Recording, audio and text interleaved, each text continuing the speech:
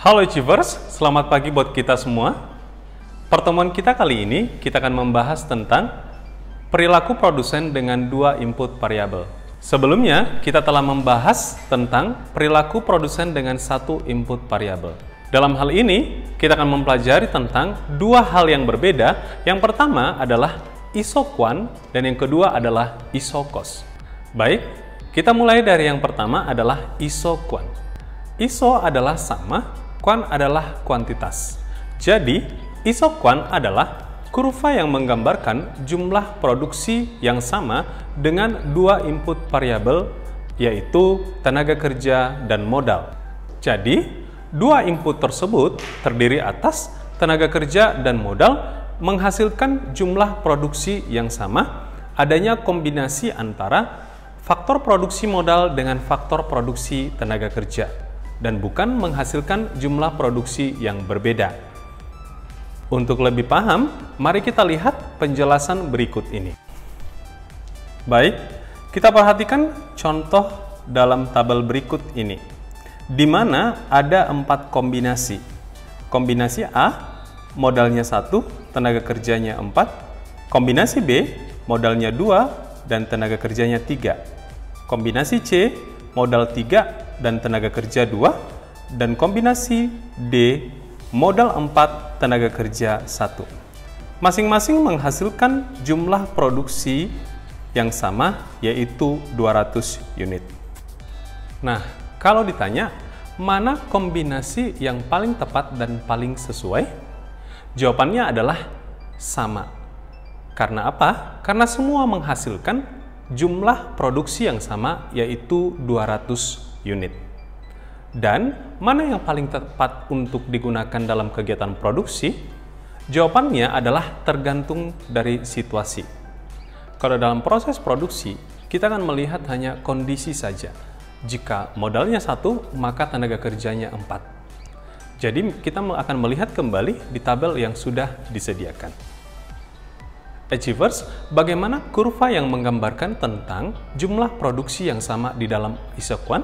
Mari kita simak tayangan berikut ini.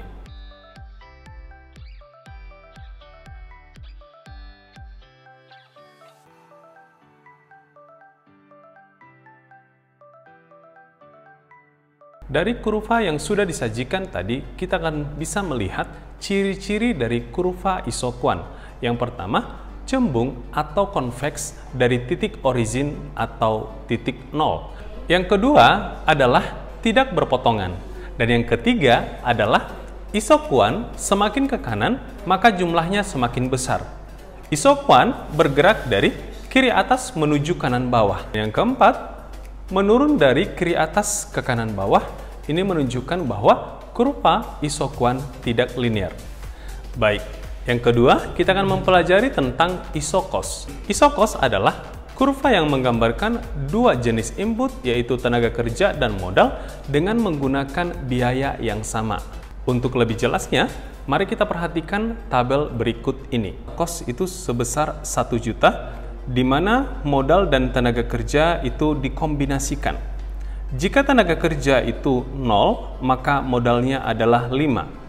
Tenaga kerjanya 2, modalnya 4, tenaga kerja 4, modalnya 3, dan tenaga kerja 8, modalnya 2, tenaga kerja 10, modalnya 1. Dan kita bisa melihat bahwa biaya yang dikeluarkan terhadap produksi tersebut jumlahnya sama, yaitu 1 juta. Persamaan umum dari isocost adalah PL dikali L ditambah PK dikali K sama dengan cost. Atau bentuk lainnya adalah W dikali L ditambah R dikali K sama dengan cost, di mana W adalah wage atau upah, L adalah labor atau tenaga kerja, R sama dengan rent atau sewa, dan K adalah kapital atau modal. Jadi, kita dapat mengambil satu contoh berdasarkan tabel di atas. Diketahui rent atau sewa sebesar 200.000 dan upah atau wage adalah 100.000 dan biaya yang dikeluarkan adalah sebesar 1 juta.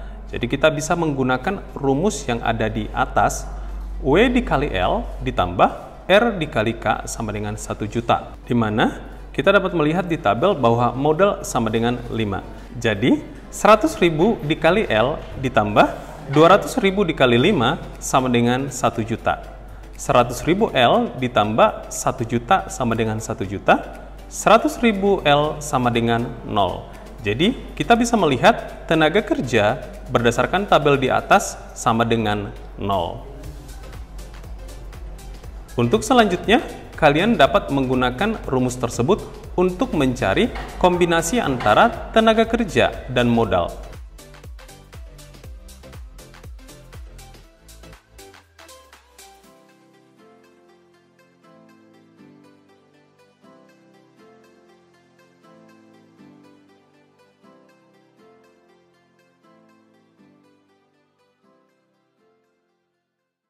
Achievers, demikian pelajaran kita pada pagi hari ini, dan untuk lebih jelasnya, kalian dapat membaca buku halaman 83 sampai halaman 84. Sampai bertemu minggu depan dan terima kasih.